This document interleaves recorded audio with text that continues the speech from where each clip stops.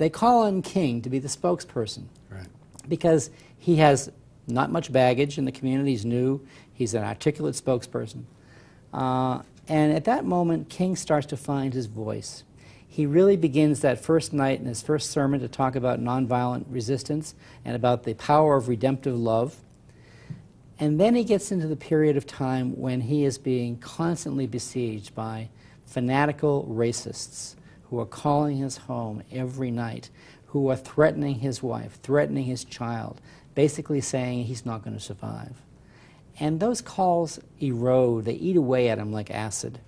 And there comes one night, which is the critical moment, I think, for King, when about a month into the boycott, he gets one of these phone calls at midnight by a Klan person who says, "You're not going to survive this, and neither are your daughter or your wife." And King talks about that evening and says, "I lost it. I was completely powerless. I was helpless. I had lost all my ability to respond, and I turned and I said to God, I have no ability to do this. I am completely without resources."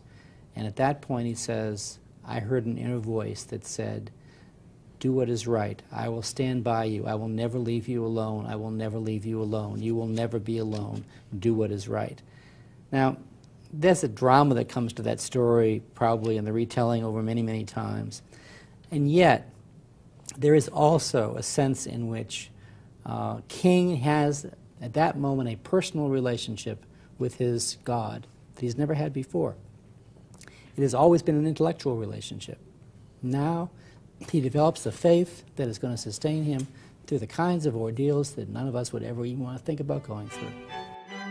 This excerpt is brought to you by the Massachusetts School of Law, the leader of reform in legal education and a leader in multimedia education for the public. To view the full interview and for a full listing of MSL's programs, log on to mslaw.edu.